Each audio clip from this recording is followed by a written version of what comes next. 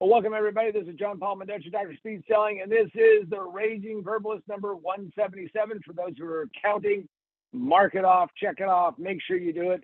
But in the meantime, if you're on YouTube, of course, hit the like button, always helps. Subscribe, of course, and notifications if you want to be annoyed. Also, you can check us out on our Facebook page, which is Position to Win Book group, and you can go over there, and there's also some cool stuff, and you can make comments any place. But if you go into the Facebook group and you put in comments, then we will pick them up. Raging Verbalist, if this is your first time, welcome. If you've been here before, you probably already know what we're going to do, and that is I don't necessarily talk about things political for a variety of reasons, but what I do is I have an opinion about just about everything, and pick a topic, and we dig in, go that way. Now, as always, let me introduce the ever lovely Sandra, who is going to ask the questions and be there in your stead. Stead. I don't know, whichever one is the right way to say it in English. So, Sandra, welcome. Hello, how are you doing this morning? I am excited. I'm pumped up. We're making progress, chipping away at things that are just out there that are kind of like, okay. All right. So what are we talking about today? All right, so death of the magazine. Are magazines as a media really dying out? Well, it appears so. Magazines have been kind of going through this massive collapse out in the marketplace, and there's been a whole kind of downward spiral, a downward trend. In some ways, people are probably surprised that it's taken this long or hung in there this long. Magazines started 1633. I mean, you talk about going door to door and ringing the doorbell and saying, I don't know if the Publishers Clearinghouse was doing a contest then, but probably was, early on, Free ale for the winner. Exactly, got to give them the premium they want to buy the magazine you got. So yeah, I think the magazines have been slowly but surely dying out. I can think of some of them. One of the most kind of controversial or game-changing magazines, at least for a period of time, was the magazine Playboy. And in March of 2020, it was the last physical copy magazine, and they're done. Now the nice part about it, if you are a fan and you want to read the articles, which is always the inside joke, you can go out and Playboy put the entire archive up, which is kind of unique. I don't know how well they do financially with it, but has some pretty interesting stuff in there. And they put everything. They put in the articles and the pictorials, as they're fancifully called, naked women, and cartoons, and then also even the ads. So they died in March of 2020. Magazine that I was a charter subscriber to, Automobile. One of the guys who was Patrick Bedard, who came out of Car and Driver, started a magazine called Automobile. And I got, since I was a subscriber to all these different magazines, got this thing to become a charter subscriber. And I was a subscriber all the way through until its death in February of 2020. Obviously, 2020 was a good year for certain magazines, as well as the, big problem that we had and kicked off there. And then Auto Week is another example of November of 2019. Frankly, so many magazines have gone, it's hard to even keep track of them.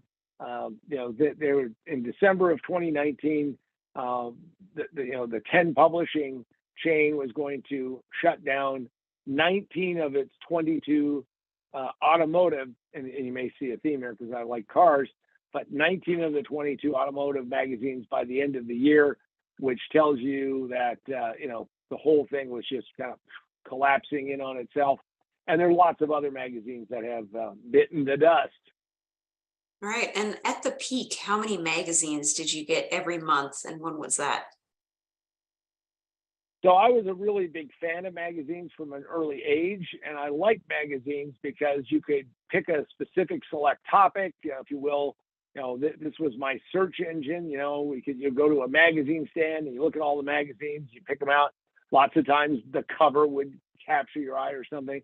But really, what I did was I started reading business magazines, and because of that, I always had something to talk to At the time, really building my consulting business and doing more info things, I always had things to talk about because, hey, I had the best sources in the world, feeding me these things. And I peaked about 2001. That's my best recollection. And between subscriptions, because by that point in time, subscriptions were getting cheaper, and they were getting cheaper because, of course, this thing called, and you may have heard of it, the internet. And and then every time I went past the newsstand, my wife would just cringe if I was going to go past the newsstand, because I would always buy something, and they always had something unique that you wouldn't find any other place. So I was up to about 50 a month, and yeah, that's a lot. But first off, I'm a fast reader, and I had developed an entire methodology by going through a magazine. I could go through a magazine in less than 5 minutes, pick out the important topics, and then go backfill. So 50 a month is probably where I peaked out at. Right. And isn't it true that you can get magazines off the internet? Well, that was the hope. So everybody thought, well, we've got the content, we've got the writers, we've got the right people. We're going to now put these up there, and people will subscribe and they'll get the digital copies. Now, that's still true. There's a lot of magazines like The Economist that's available digitally, and they've done a pretty decent job. And this, though not being a magazine, but you have the Wall Street Journal has got a pretty strong digital presence. But I have to say that it was nowhere near an easy road as I think the magazine industry thought. They thought, well, we'll just kind of move over, and they did a half-hearted job. The internet moved so quickly, so rapidly, changed so dramatically that before you know it, if you didn't keep up and you weren't easy, develop the kind of method by which you could do it, it just didn't work out. I only subscribe to one magazine online right now. I do the Wall Street Journal, but one magazine right now, and and I did it through Amazon to see what that was like. But apparently, Amazon is killing that, the magazine I subscribe to. So I thought it was going to be an easy road to high profits. I don't think it turned out to be that case, and that away you go. And how big of an influence in your early career did magazines have? So I was intensely interested in the computer industry, and I was reading books and I was reading other things. And then I would go to the magazine stand, and we're talking about the expansion and then contraction. So I found this magazine called Byte Magazine, kind of an interesting magazine. I ended up meeting the brother of the founder of that magazine, of all places in the Los Alamos, New Mexico. Other story, maybe a different episode. But what I found out is that I could learn a lot about the industry. And in fact, since I had already read positioning, I was looking to pivot to high tech. Byte Magazine had an extraordinary influence on what I ended up doing, because I ended up reading that, cover to cover, got lots of information, contacted and all these manufacturers, saw how the industry, because this was like kind of a big giant slush area for every single kind of technology you can imagine. And in fact, a lot of them probably shouldn't have been advertising there because they didn't necessarily have their audience, but how do you get to that audience? So it had a huge impact in what I was doing. And the other thing is that when you're selling high tech, most of the people I was selling against in the early 80s were not staying up with what was the current trends, what was going on. So I was a Byte Magazine reader, and then other special magazines helped me a lot, because when I would go meet customers and talk to them, I would always have essentially something to say, like, well, have you seen this, or have you seen that, or let's talk about trends, and was very helpful in doing that. So shout out to those guys. Long gone, long history, but they had a really interesting point in time where they were the Mac Daddies. Now, if you don't want to be history, you don't want to be forgotten and everything, well, I have a book for you. I have something you can go check out, which is Most Businesses Fail in the First 5 Minutes. It just takes them 3 to 5 years to realize it. Position to Win. Available in physical. See, it's physical copy. You can go to positiontowinbook.com, positiontowinbook.com. Check it out. You can go there and order it. Not the cheapest way to order it, but that is how you get it autographed, and we'll send it to you. And who knows what you might also get. Also, there's some good free stuff there. You can get the You can get the book from Amazon, Barnes & Noble, Books A Million physically, and then you can also get it digitally in Kindle, Nook, and Apple iBooks. On the other side, we have Remote Work for a Better World exclusively on the Kindle store, which talks about how to do remote work in a better way. So do that. And then finally, I need a little sip of this. Ooh, maybe I won't cough. Too late. Anyway, we also have a non-coughing version. Anyway, you can get the mug, the Raging Verbalist mug, and something to add to your rage every single day. All right, with that, Sandra, where do we go next? All right. When were the early signs that magazines weren't going to make it? Well, I started seeing magazines because at one point in time, they kept getting bigger and thicker and bigger and thicker, which meant a lot more advertisers. I mean, there's always a correlation to the size of the magazine and how much advertisers will spend on it. And we started seeing magazines getting skinnier and thinner and changing formats and doing all of that. And the early signs were probably just after, when I hit my peak, magazines, I think, started hitting their peak. And surprisingly, magazines have held on for a lot longer. The reason why we call it death of the magazine is that I think the magazine will go away. Was in Denver airport just a couple of weeks ago. Could not find a copy of a magazine I was looking for. And in fact, one of the places that was my go-to place to get magazines, all the magazines were gone. Every magazine stand that they had were much thinner, much smaller, and less than that. And by the way, they were selling more books, which kind of surprised me.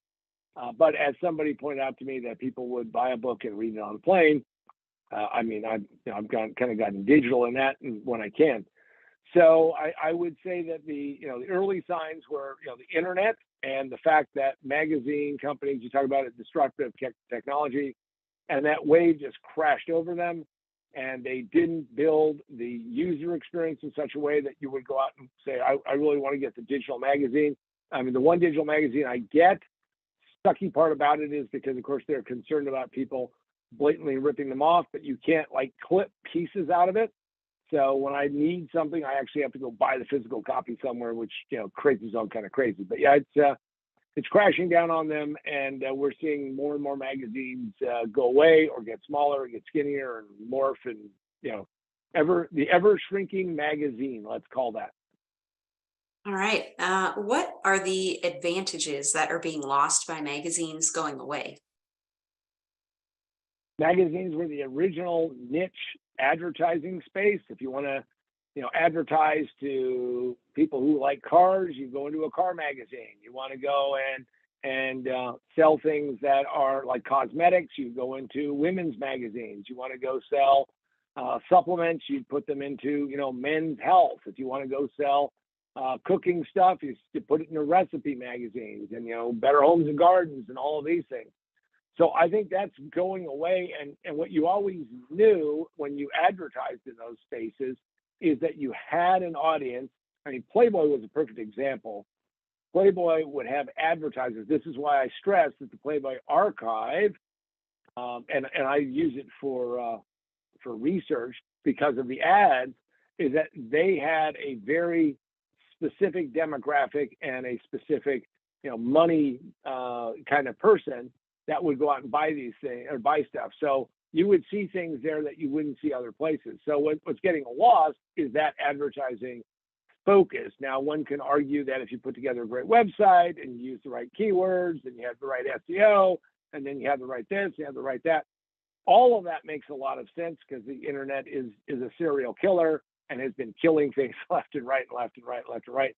And magazines are hanging on, with that death grip as the Grim Reaper, the internet whacks away at them. But it's not as easy as saying, oh, I'm going to go put an ad in, this magazine and, it's going to be focused on this group and away you go. So that's one of the things that is going to be lost and lost forever. One could argue that there are other ways to do it. And I would say to you, then you're probably not the one spending money on the advertising if you brush it off that simply and that easily. And what special purpose do magazines still serve?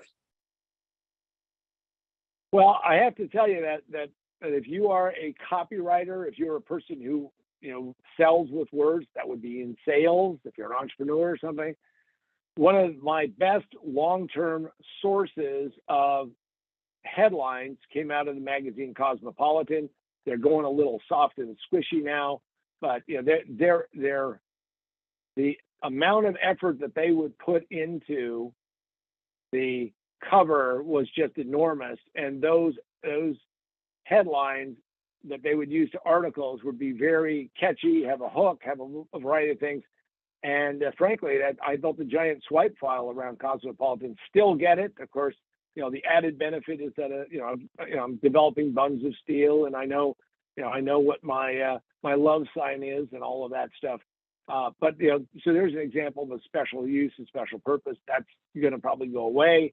And for those of you who have never built a swipe file around that, not too late to still do it, and learn how to use that to your advantage. But those magazines are really, Better Homes and Gardens, all of these, they're starting to go away, and they're going to go away fast. Really interesting insight that I got, which is Bob Guccione, who was the publisher of Penthouse, pointed out that 90, and I don't know if his numbers are right. I don't know if I remember it right. So, don't like say John was off. But he was like 80% of all Playboy circulation, which at one time was huge, was subscription. People subscribed to it, and men of distinction, if you will. And yet Penthouse was like the total opposite. 80-90% of it were purchased off the newsstand. A little bit too rough around the edges, if you will. They pushed the envelope, as did Bob, who made a ton of money at one point in time off of it. Again, time has passed that by, but what that would tell you is that the mismatch. So he had to develop the cover in a special way so it would sell right then and there off the newsstand, because you only have seconds for somebody to grab it. The lesson for all of us is that we are, especially as marketers, as entrepreneurs, as salespeople, we have mere seconds, especially today, to sell something. So keep that in mind, and don't kid yourself that you have more time than you think. All right. And what should entrepreneurs and business owners think about as magazines go away? But it's going to be tougher to find your customers. The other thing is that it used to be that if you asked some simple questions like what magazines do you read or what types of things do you do, you could really get a great profile on people, and that's kind of going away. So, but learn from those of the past and then apply them to today. Magazines are going to go away. I didn't call it Death of the Magazine for nothing, and it's going to go away just because, well, technology is going to keep marching on. The internet is that serial killer. The real question is how do you get your customer in front of your website, in front of your advertisement, in front of your video, in front of whatever you're doing? How do you do that and make sure that you make that connection and make sure that it lasts and sticks? The best part about magazines is that literally people would have a magazine and they go, hey, what was that ad? And they could go back to it. Much harder to do than in today's world than you might think. I mean, and for those of you who have not figured this out, you got to find a way to make it sticky, sticky, sticky, sticky, sticky. Now, with that, I just want to wrap up by saying, do not sit there and be too saddened. Technology has always marched forward. Before 1633, there weren't any magazines, and now after 2023, there's going to be fewer of them. It's going to change and morph. There still are magazine stands. They're still out there. There's still specialty magazines, but it's going to be tougher because people are going to have a hard time to do it. And the digital side of it is that if you can't figure out a way to make it really a great experience, you're probably not going to survive. If anybody out there is in the publishing business, you got to get better. You got to get better fast, because the wave is coming. It's going to crash and squash you and knock you down and put you out of business. So, for myself, John Palmendich, Dr. Speed Selling, the Raging Verbalist, and of course the ever lovely Sandra, this has been another exciting episode, hopefully exciting for you, of the Raging Verbalist number 177. And until next week, I don't know, maybe you ought to go out and buy a magazine and learn a thing or two. I used to give them out to consulting clients. I used to give them out at events that I did, primarily because I wanted to see if people understood the incredible framework the incredible layout, how magazines were put together, how one magazine was very different than the other, but in some ways, underneath the surface, the whole superstructure underneath it was just amazingly put together. Learn these lessons before it's too late, because just like those magazines that have gone away, most businesses do fail in the first 5 minutes, and it just takes them 3 to 5 years to realize that the magazine industry has hung on a lot longer than I think anyone would have ever thought. And with that, have yourself a great week, and we'll see you on the next Raging Verbalist.